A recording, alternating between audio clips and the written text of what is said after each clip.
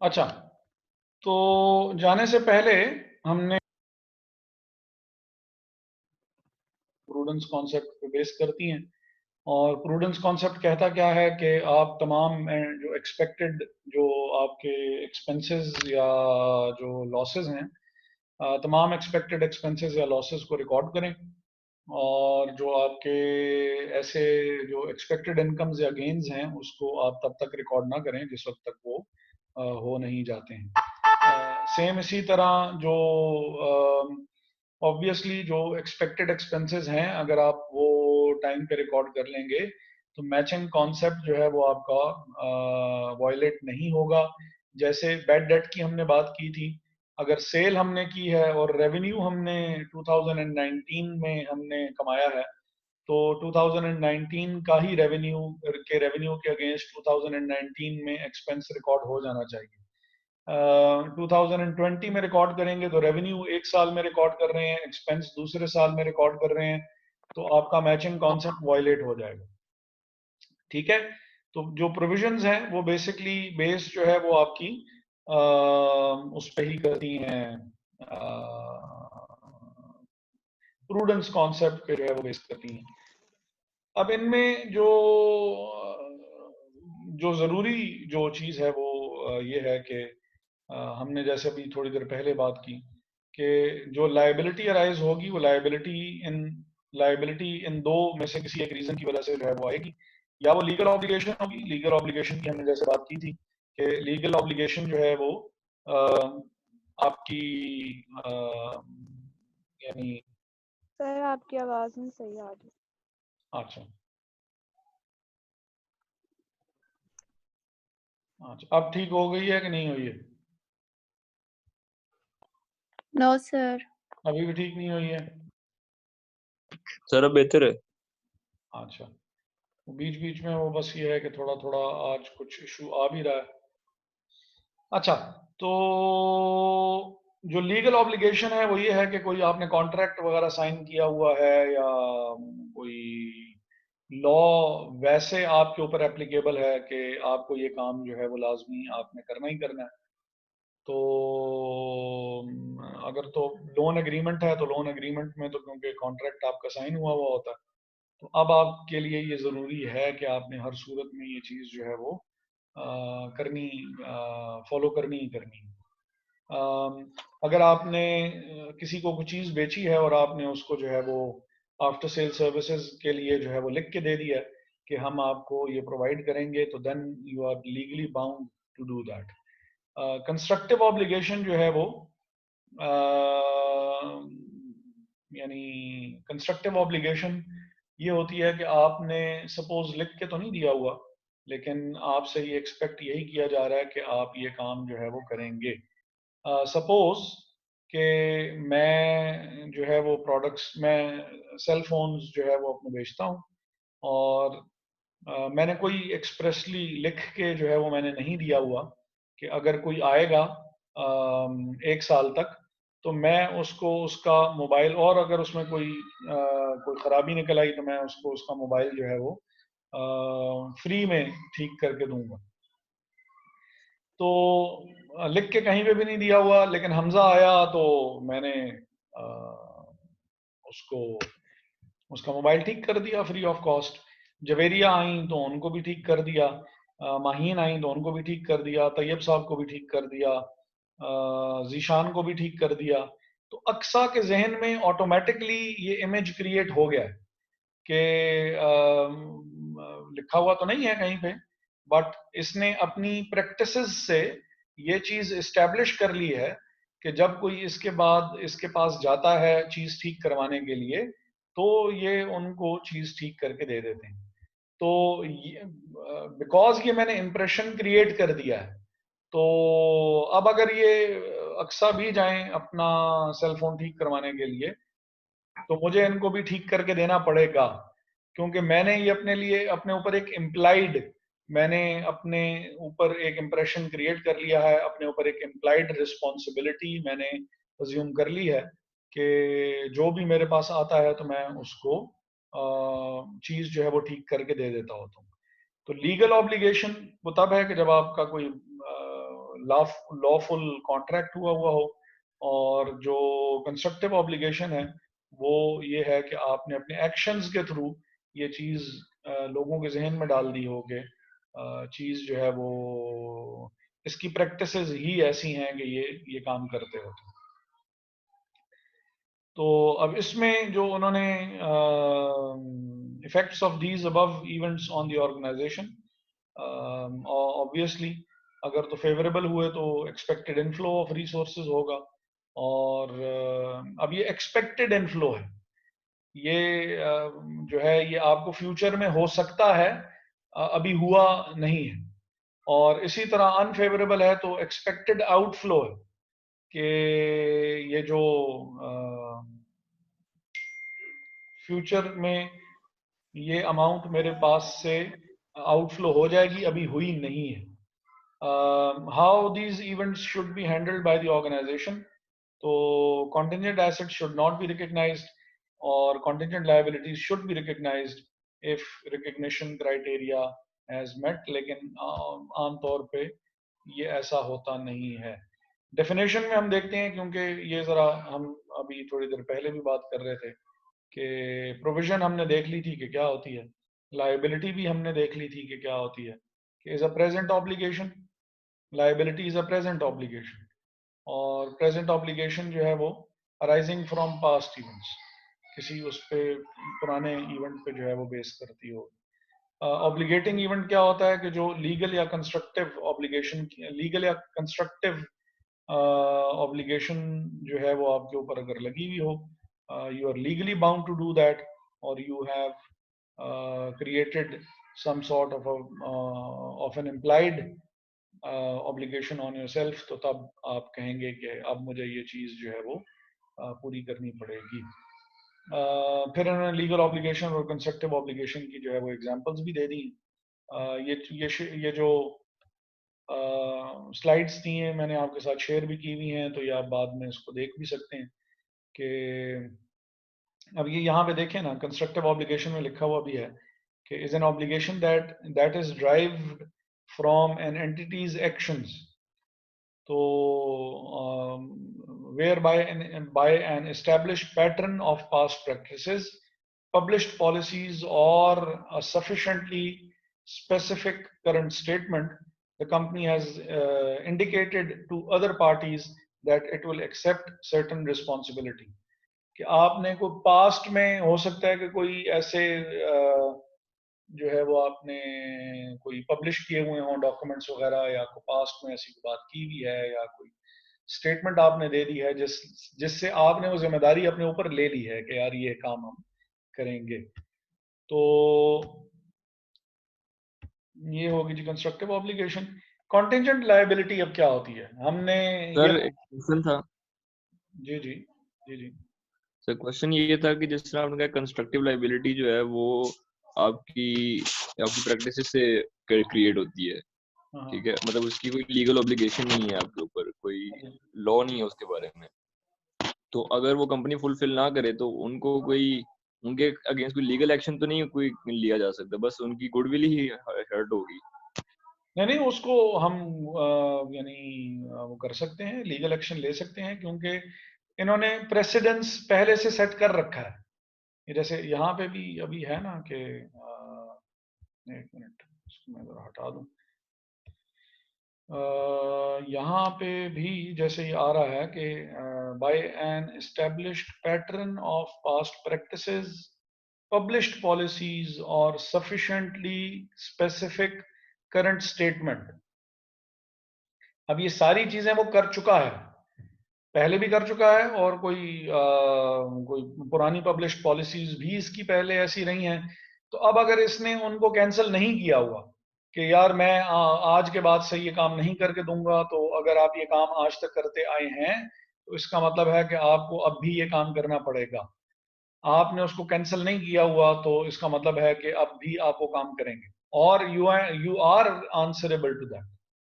ठीक है, आप आंसरेबल सर हैं उस काम ओके के लिए जो कि आप इस्टेब्लिश कर आए हैं। सर। अच्छा, तो हमने ये देख लिया सर कि लायबिलिटी क्या होती है, कि liability is present obligation arising from the past events. अब ये दो चीजों का मेंशन करना लायबिलिटी की डेफिनेशन में जरूरी है। बाकी अगर आप अल्फाज वगैरह आगे पीछे कर लें तो चलें कर लें, लेकिन ये जो दो लफ्ज हैं कि जी ये प्रेजेंट ऑब्लिगेशन है which is based on some past event, और फिर उसकी सेटलमेंट जो होगी वो इकोनॉमिक बेनिफिट्स के आउटफ्लो की सूरत में जो है वो होगी। प्रोविजन क्या होती है? प्रोविजन आज के बाद से जैसे डिप्रिसिएशन की डेफिनेशन के बारे में हमने बात की थी कि डिप्रिसिएशन जो है वो ये जो gradual decrease in the value of the asset ये कहना छोड़ दें। Depreciation is the systematic allocation of the depreciable amount of an asset over its useful life. क्यों ये कहना जरूरी है? क्योंकि जो एसेट अगर रीवैल्यू भी हो जाएगा और अगर उसकी वैल्यू बढ़ भी जाएगी तो भी हमने देखा है कि उसके ऊपर डिप्रिसिएशन जो है वो चार्ज होती है। और इवन अगर वो इम्पेयर भी हो जाए, उसकी वैल्यू कम भी हो जाए, सडन डिक्लाइन भी आ जाता होता है, उसके बाद भी फिर ये है कि हम उसकी वैल्यू को सिस्टमेटिकली उसकी लाइफ पे एलोकेट करते रहते हैं। तो इसी तरह प्रोविजन जो है is a liability of uncertain timing and amount. ऐसी लायबिलिटी जिसकी अमाउंट भी कंफर्म ना हो, जिसकी टाइमिंग भी कंफर्म ना हो, ऐसी लायबिलिटी को प्रोविजन कहा जाता है। अच्छा, फिर जो यहाँ पे जो पॉसिबल ऑब्लिगेशन, अब यहाँ अल्फाज का चुनाव जो है वो काफी ज्यादा जो है वो इम्पोर्टेंट है कि पॉसिबल ऑब्लिगेशन है, प्रोबेबल नहीं है, पॉसिबल है। प्रोबेबल मींस के काफी हाई चांस है कि ये चीज जो है वो हो जाएगी, और पॉसिबिलिटी मींस के इसके चांसेस ऑफ अकरेंस जो हैं वो कि इसके होने के चांसेस बहुत कम होंगे। प्रोबेबिलिटी चांसेस बहुत ज्यादा है कि ये काम हो जाएगा, पॉसिबिलिटी के चांसेस कम है कि ये काम हो जाएगा।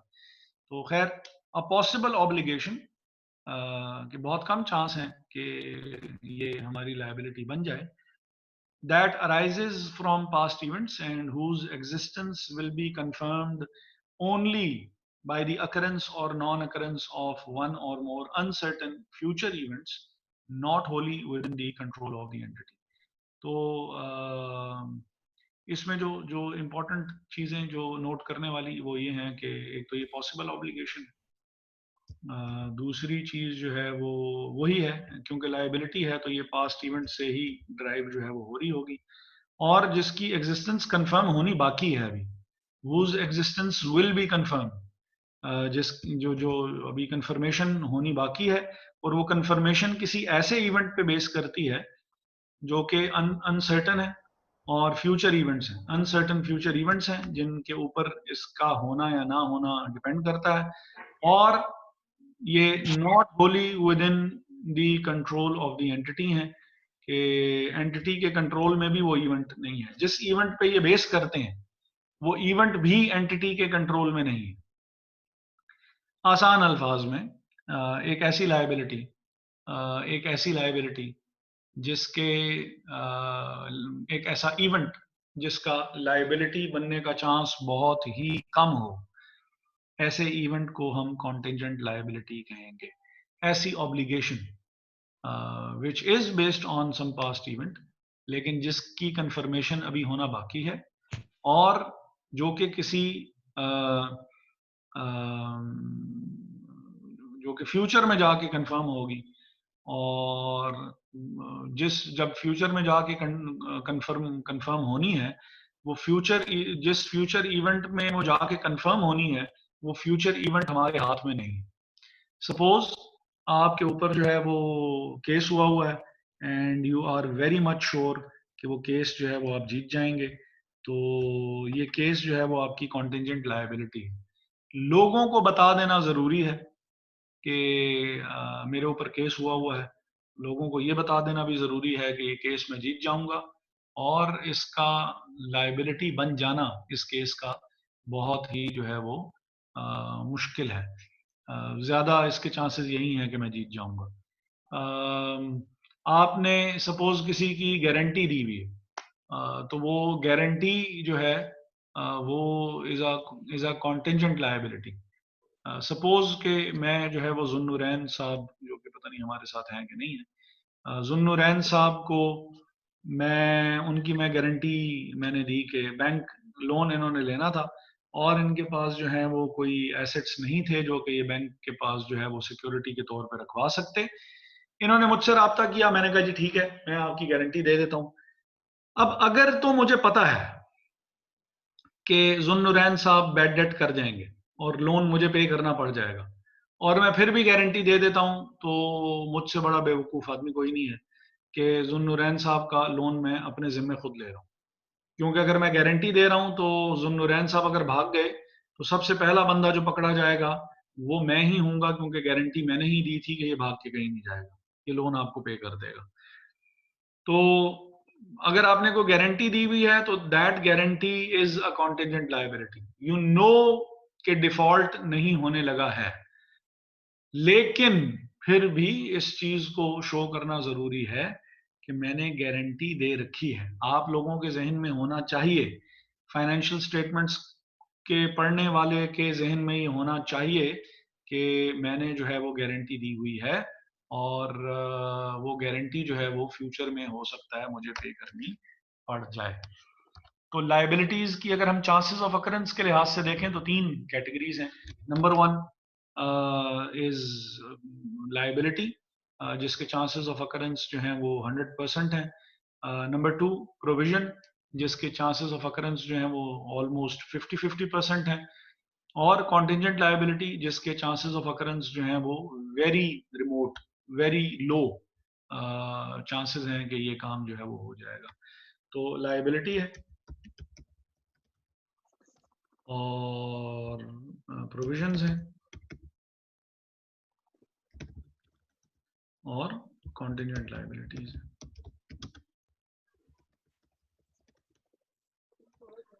तो लाइबिलिटी के जो चांसेस ऑफ अकरेंस हैं वो 100% है, काम हो चुका है और अब आपने कह दिया है कि आप पे करेंगे। इसके तकरीबन कोई मोर और लेस 50-50% ही होते हैं और इसके जो कॉन्टिजेंट लाइबिलिटी के चांसेस ऑफ अकरेंस जो हैं आर वेरी लो। ठीक है। लफ्ज जो आपको टेक्निकल जो मिलेगा टेक्स्ट में वो रिमोट का मिलेगा। रिमोट का मतलब है कि बहुत दूर पार के चांसेस हैं कि ये आपकी लाइबिलिटी बन जाए, ज्यादा उम्मीद यही है कि ये आपकी लाइबिलिटी नहीं बनेगी।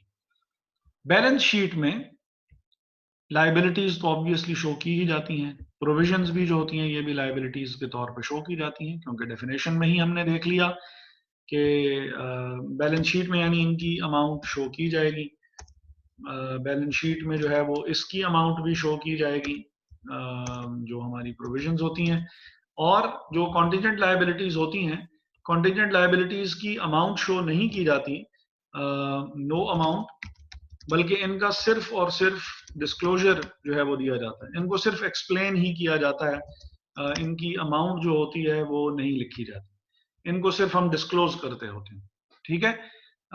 लाइबिलिटीज को हम शो कर देंगे, हम प्रोविजंस को भी शो कर देंगे, लेकिन हम जो कॉन्टिजेंट लाइबिलिटी है वो हम शो नहीं करते होते हैं। अगर आप मुझे सिर्फ 1 मिनट का टाइम दें तो मैं आपको एक आध बैलेंस शीट जो है वो मैं आपको दिखा भी दूं कि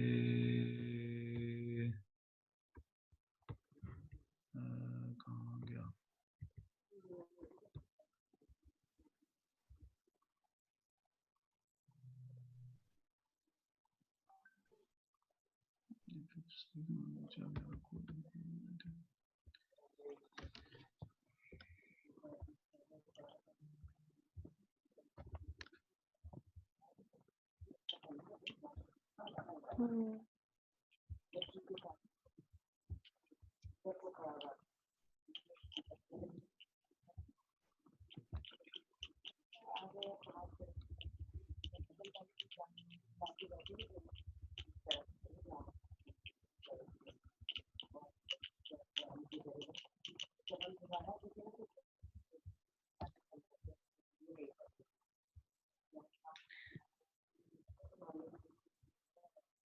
अच्छा, ये बैलेंस शीट आपके सामने अपीयर हो रही है? Yes sir. अच्छा, अब अगर आप यहाँ पे देखें तो बैलेंस शीट में जो है वो कैपिटल और रिजर्व्स पहले शो हो गए, उसके बाद नॉन करंट लायबिलिटीज आई, फिर करंट लायबिलिटीज आई, सबके सामने अमाउंट लिखी हुई है। कॉन्टिजेंसीज और कमिटमेंट्स या कॉन्टिजेंट लायबिलिटीज की कोई अमाउंट नहीं लिखी हुई, सिर्फ इसका नोट दिया हुआ है कि आपने अगर ये डिटेल देखनी है, क्योंकि इसका सिर्फ डिस्क्लोजर ही होता है, इसका लायबिलिटी बनने का चांस बहुत ही कम है। तो आपने अगर जानना है कि ये किस किस किस्म की कॉन्टिजेंट लायबिलिटीज जो है वो आपको हैं, वो उसके लिए फिर आपको हम ये नोट नंबर 15 में आए तो यहाँ देखें कि claims against the company by ex employees not acknowledged as debt amounting to rupees 28.294 million. अब आपके ऊपर कोई वो हुआ होगा, एक्स एम्प्लॉइज हैं, उन्होंने कोई केस वगैरह किया हुआ होगा और that case is still pending and you are very much sure कि आप वो केस जीत जाएंगे। उनका केस कमजोर है, उसमें कोई जान नहीं है और आपको अमाउंट पे नहीं करनी पड़ेगी। इसी वजह से ये 28.294 मिलियन आपने बैलेंस शीट में शो नहीं किए। इसको सिर्फ आपने बैलेंस शीट के फेस पे बस ये शो कर दिया है कि कॉन्टिजेंट लायबिलिटीज मेरी हैं कुछ। अगर आप बताना जरूरी नहीं था, लेकिन फिर भी मैं आपको बता रहा हूँ कि मैंने इतनी अमाउंट जो है वो जैसे 28.92 मिलियन था, इतनी अमाउंट मुझे पे करनी पड़ सकती है अगर मैं मुकदमा हार गया। ये जहन में आपके पहले से ही होना चाहिए, लेकिन मैं मुकदमा नहीं हार रहा हूँ, इसीलिए मैंने अमाउंट भी यहाँ पे नहीं लिखी है। अगर मैं मुकदमा हारने लगूंगा तो फिर मैं उसको प्रोविजंस के तौर पे उसकी प्रोविजन क्रिएट कर लूंगा और मैं उसको करंट लायबिलिटी के तौर पे जो है वो मैं शो कर दूंगा। प्रोविजन फॉर डेट या जो प्रोविजन होती है, प्रोविजन किसी भी एक्सपेक्टेड फ्यूचर एक्सपेंस के लिए या फ्यूचर लॉस के लिए आप क्रिएट कर सकते हैं। इवन वो जो लोअर ऑफ कॉस्ट और एनआरबी वाला रूल है हमारे पास इन्वेंट्रीज में, तो जो इन्वेंट्री राइट डाउन आप करते हैं, इन्वेंट्री की वैल्यू को जब आप कम करते हैं, आप यूजुअली कॉस्ट पे रिकॉर्ड करते हैं और जब आपने उसको उसकी वैल्यू कम करनी होती है तो आप उसको एनआरबी पे ले जाते हैं। तो एनआरबी जो है उस पे जब आपने उसको राइट डाउन किया तो उसके अगेंस्ट भी आप प्रोविजन जो है वो क्रिएट कर सकते होते हैं। एक तरीका यही है कि प्रोविजन के थ्रू जो है वो उसको रिकॉर्ड किया जाए। तो तब फिर वो ये है कि वो करंट लायबिलिटीज में शो होना शुरू हो जाएगी। प्रोविजन फॉर डाउटफुल डेट्स तो पहले ही आप जानते हैं कि वो डेटर्स की अमाउंट में से माइनस कर लिए जाते हैं और डेटर्स जो हैं वो नेट अमाउंट के तौर पे शो होते हैं। एक तरीका ये है कि वो डेटर की अमाउंट में से आप माइनस कर लें, दूसरा तरीका ये है कि आप उसको करंट लायबिलिटीज में शो करें। तो हमने जो एक चीज देखी वो ये देखी कि कॉन्टिजेंट लायबिलिटी जो है वो होती क्या है और इसकी ट्रीटमेंट जो है वो क्या की जाती है। फिर इसी तरह कॉन्टिजेंट एसेट, कॉन्टिजेंट लायबिलिटी की फिर भी हम अमाउंट नहीं लिखते और डिस्क्लोजर दे देते हैं। कॉन्टिजेंट एसेट का तो डिस्क्लोजर भी नहीं होता। A possible asset that arises from past events and whose existence will be confirmed only by the occurrence or non-occurrence of one or more future uncertain events not wholly within the control of the entity। Same liability वाली ही definition है। फर्क सिर्फ ये है कि contingent liability, जैसे मैंने आपको पहले बताया कि कॉन्टिजेंट लायबिलिटी बैलेंस शीट में शो कर दी जाती है, कॉन्टिजेंट एसेट तो बैलेंस शीट में शो भी नहीं किया जाता। अच्छा, जो प्रोविजंस होती हैं आगे फिर हमने ये जरा दो काफी इंपॉर्टेंट चीजें हैं क्योंकि ये क्वेश्चंस में भी जो है वो रिपीट हो रही होंगी। प्रोविजंस जो होती हैं वो दो तरह की हो सकती हैं, वो मुझसे यहाँ जरा लिखने से जो है वो रह गया। एक प्रोविजन है जर्नल।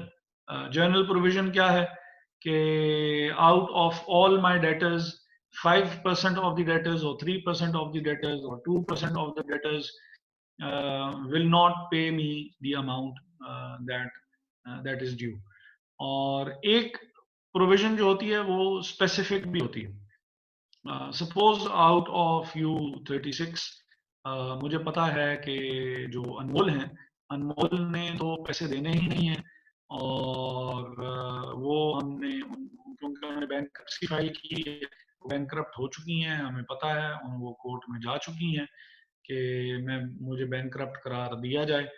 तो बैंकरप्सी उन्होंने फाइल की हुई है तो उनका तो हमें पता ही है कि वो पैसे जो है वो नहीं देंगी।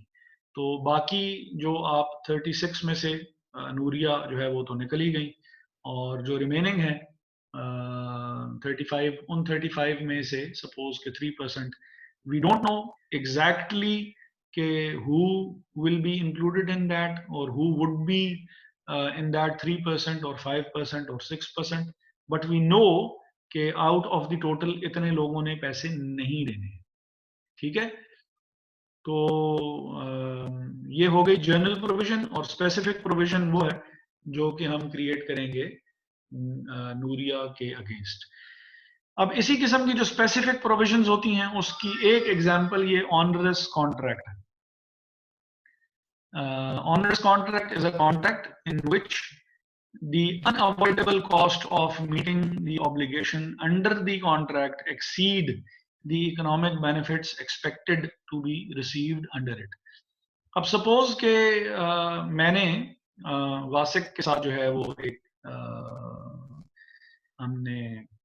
मैंने वासिक के साथ एक कॉन्ट्रैक्ट किया कि वासिक जो है वो मुझे एक जो है वो घर बना के देगा, और उस वक्त जो है वो वासिक ने हिसाब किताब लगाया, थोड़ा सा इन्फ्लेशन का भी और कॉन्टिजेंट प्लान रखते हुए भी चीज 100 रुपए में तैयार हो जानी थी। लेकिन वासिफ ने कहा कि मैं आपको ये वासिफ ने अंदाजा लगाया और थोड़ा सा एक्सपेंसेस में वो मेंटेन करते हुए इन्होंने 120 का अंदाजा लगाया कि चीज तैयार होगी। 120 का इन्होंने फिर जो है वो 50% जो है वो इन्होंने बीच में प्रॉफिट रखा, और इन्होंने मुझसे कहा कि 180 रुपीज में मैं आपको ये चीज जो है वो मैं बना के दे दूंगा। तो कॉस्ट जो हुई वो इनकी हुई 120, प्रॉफिट जो इन्होंने बीच में शामिल किया है दैट इज 60, और जो इन्होंने सेलिंग प्राइस दी है वो दी है 180। सपोज के ड्यू टू वेरी अनफॉर्चुनेट और अनफॉरसीन इवेंट आपकी जो मटेरियल की कॉस्ट थी वो बढ़ के, और हम तो समझ रहे थे 120 में तैयार हो जाएगा, हमें पता लगा कि अगर ये मैं कॉन्ट्रैक्ट कंप्लीट करूं तो मेरी जो कॉस्ट होगी 120 was the cost, profit was 60, और टोटल जो हमने प्राइस रखी थी कि हम आपसे 180 चार्ज करेंगे। अब मटेरियल वगैरह की कॉस्ट बढ़ने से हमें पता लगा कि ये तो कॉस्ट बहुत ही ज्यादा बढ़ गई है, और 190 रुपीज जो है वो इसकी कॉस्ट हो गई है। और अब आप उस बंदे के साथ सपोज के कॉन्ट्रैक्ट भी आप साइन कर चुके हैं, and you can not back out from the contract, and you have to complete the contract or this contract will definitely result in a loss। तो ऐसे कॉन्ट्रैक्ट को जिससे बैकआउट भी ना किया जा सकता हो, जिसको कंप्लीट करने पे लॉस ही जो है वो हमें होगा, जैसे इन्होंने कहा हुआ ना, an onerous contract is a contract in which the unavoidable cost of meeting the obligations, unavoidable cost है, नहीं बच सकते हैं, of meeting the obligations under the contract exceed the economic benefits। हमें तो एक 180 प्राइस मिलनी थी और हमारी तो कॉस्ट ही 190 हो चुकी है, तो मुझे तो हर सूरत में जो है वो कॉस्ट 190 से कम भी नहीं हो सकती, और मैं बैकआउट भी नहीं कर सकता, तो मुझे लॉस हर सूरत में होगा ही होगा। ऐसे कॉन्ट्रैक्ट को हम ऑनरस कॉन्ट्रैक्ट कहेंगे। लास्ट जो पॉइंट है इसका, और उसके साथ ही हम बस लेक्चर भी हम कोशिश करेंगे कि खत्म कर दें, वो रीस्ट्रक्चरिंग प्रोग्राम है। रीस्ट्रक्चरिंग क्या होती है कि आपने ऑर्गेनाइजेशन है वो एक ऑर्गेनाइजेशन जो है वो अपनी सपोज के कुछ डिवीजन जो है वो बंद कर दे, और या फिर ये है कि वो अपना बिजनेस ही वाइंड अप कर रही हो, और उसकी जगह जो है वो लाइन ऑफ अपना जो बिजनेस है वो चेंज कर रही हो। Restructuring is a programme that is planned and controlled by management and materially changes either scope of the business or number 2 manner in which the business is conducted। आपने अपने जो मैनेजर्स हैं उन मैनेजर्स में से काफी आपने चेंज कर दिए, तो obviously the manner in which that business would be conducted वो चीज चेंज हो जाएगी। कोई एक मैनेजर्स की हायरार्की में से कोई एक पूरी हायरार्की आपने हाइड कर दी, स्कोप ऑफ द बिजनेस आपने चेंज कर दिया कि पहले जो है वो आप सपोज के व्हीकल मैन्युफैक्चरिंग में थे और अब आप फर्नीचर मैन्युफैक्चरिंग की तरफ चले गए हैं, तो स्कोप आपने चेंज कर दिया है अपने बिजनेस का, या मैनर इन विच मींस के मैनेजमेंट में बहुत बड़ी चेंजेस जो है वो आप लेके आए हैं। तो ऐसे प्रोग्राम को, ऐसे प्लान्ड प्रोग्राम को आप रीस्ट्रक्चरिंग कहते होते हैं। ठीक है जी, तो आज के लिए काफी है। प्रोविजंस की जर्नल एंट्रीज जो है वो हम पहले जो है वो देख चुके थे, तो नेक्स्ट उससे ऑनवर्ड बस हल्की फुल्की इस पे बात करके और हम कोशिश करेंगे कि हम इसके क्वेश्चंस की तरफ जो है वो डायरेक्टली मूव कर सकें। कोई क्वेश्चन है तो आप जरूर अभी शेयर कर सकते हैं, जो जाना चाहता है वो जरूर जा सकता है। सर अभी कितने आईएएस और पढ़ने हमने? आईएएस तो अभी हैं काफी, अभी लीजिंग है, अभी फाइनेंशियल इंस्ट्रूमेंट्स है, ये दो टॉपिक और ऐसे डेफिनेटली हैं जो कि हमें पढ़ने ही पढ़ने हैं। ओके।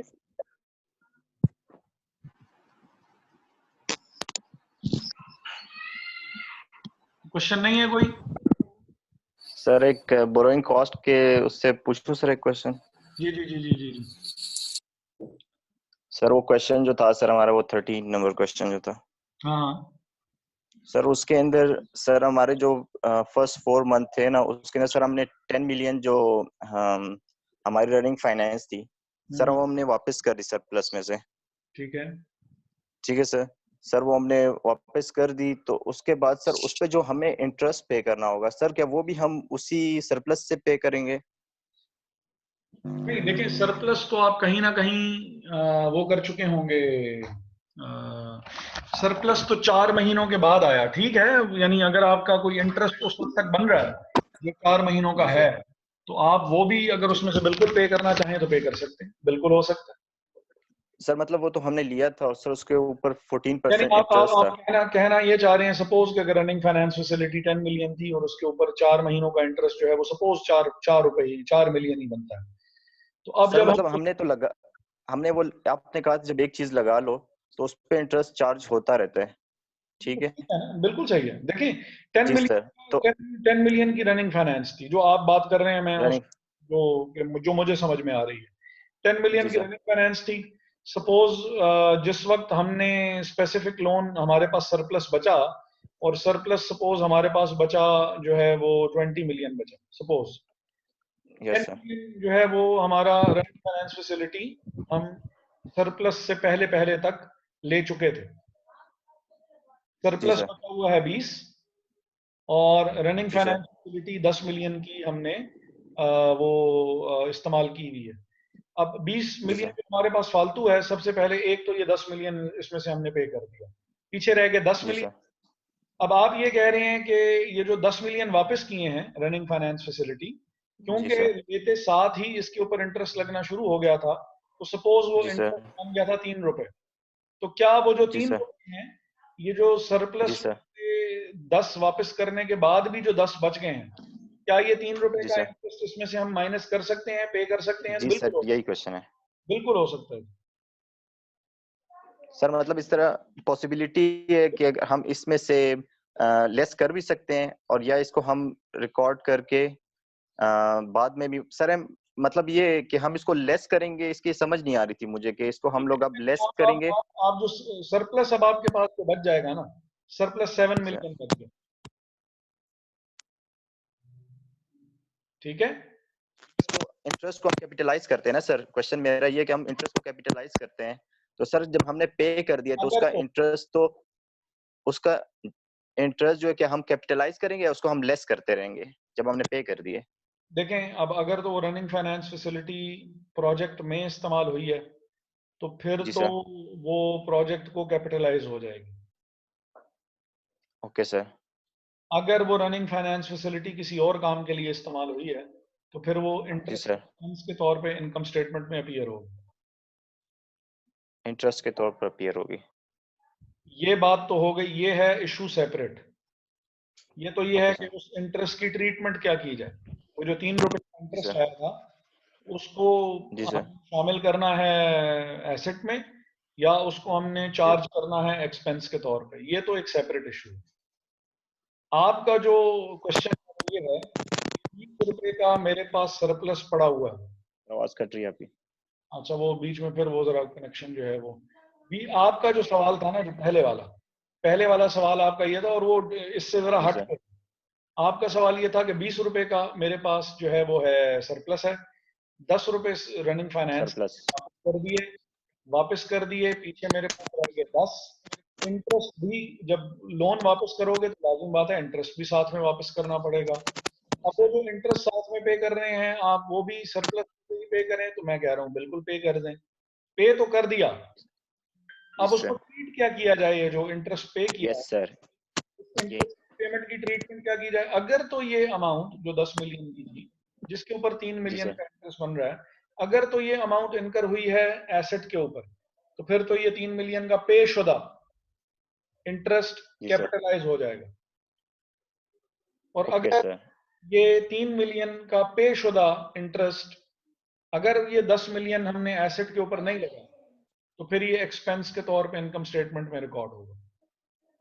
Okay sir. सर मतलब ये कैपिटलाइज में हम ऐड कर दें, अगर हमने पे भी कर दिया है और इंटरेस्ट हम पे फिर हम तो मतलब सर फिर इसका मतलब हमने 4 मंथ में अगर रनिंग फाइनेंस पे कर दिया है और हमने लिया साल के था या जो भी था सर, तो हम ठीक पूरा है, साल का सर वो इंटरेस्ट पे करेंगे नहीं नहीं इस नहीं पे नहीं कि नहीं। जितना जब पे कर दिया जितने बस इंटरेस्ट खत्म? जितने महीने का आपने इस्तेमाल किया रनिंग फाइनेंस, सिर्फ उतने अरसे का ही इंटरेस्ट पे करेंगे, मींस 4 महीने। ओके सर, और बस फिर खत्म हो गया, हम आगे जो है दूसरा वो स्टार्ट कर देंगे। बिल्कुल ठीक हो गया। Yes sir. सर वो 13 क्वेश्चन है सर, थोड़ा बहुत ज्यादा कंफ्यूजिंग है तो इस वजह से वो सर है वो ही उसी कंफ्यूजन। पे। मैं जब ये क्वेश्चन अभी तो, अब वो क्लास में करवाने वाला है वो इस तरह असल में, और मुझे इसके ऊपर फास्ट में जब मैं करा रहा था तो मेरी तकरीबन 4.5 घंटे लगे थे इस पूरे सवाल को समझाने के लिए। Okay sir. तो वो भी क्लास के 4.5 घंटे। जी तो सर। यहाँ तो फिर वो जरा थोड़ा असल में इसीलिए मैं, कि वो कर रहे हैं आप, बहुत अच्छा है। इट्स अ कॉम्प्लेक्स क्वेश्चन, बहुत ज्यादा तंग करता है, लेकिन वो जरा थोड़ा सा ऑब्वियसली वैसे इस तरह ऑनलाइन या सर वैसे समझाना जरा मुश्किल है। जी सर, थोड़ा सर मुश्किल तो थोड़ा है सर, वो मैं रोजाना देख रहा होता हूँ उस क्वेश्चन को कि इसको सॉल्व कैसे करना है सर, तो बस सर वो ये उसमें। मुझे भी असल में मैंने आपसे पहले कहा, मुझे बस वो याद नहीं रहता कि वो मैं आपके साथ शेयर कर लूँ। अब वो मेरी भी छेड़ बनती जा रही है, मैं, मेरा ख्याल है कि वो आज शेयर कर ही दूं आप लोगों के साथ। जो इसके ऊपर वो जरा जी, एक बनाया हुआ है, वैसे एक वीडियो सी बनाई हुई है, उसमें फिर ये जी है, सर। कोशिश करता हूँ कि वो मैं आप लोगों के साथ जल्द से जल्द आज ही कोशिश करता हूँ कि मैं शेयर करूँ। वो भी देख लेना, ओके उसमें सर। समझ में आ जाएगा कुछ वैसा। ठीक है। जी सर। सर ठीक है सर, मुझे थोड़ी थोड़ी कंफ्यूजन है बस बीच में जो रह गई है वो, और खत्म हो जाएगी, ठीक है, वो मैं तो बाकी समझ समझा, आई भी है मुझे। मैसेज जो किया था ना वो व्हाट्सएप पे, आई थॉट कि जी यार सर। ये हमने अभी डिस्कस की है, तो ये शायद आपने पहले किया था, तो मैंने इस वजह से उसका जवाब नहीं दिया। मुझे ये ज़हन में नहीं था कि आपको ये चीज़ जो है वो अभी तक बात कर रही है। चलें, बहरहाल अच्छा हुआ कि आज ठीक, डिस्कस। ठीक हो गया sir, thank you sir. Most welcome. अल्लाह हाफिज सर। हाफिज।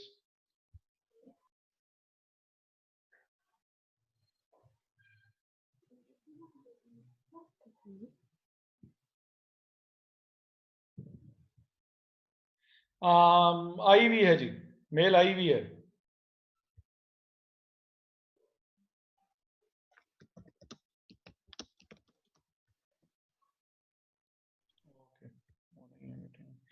चलें जी, अल्लाह हाफिज।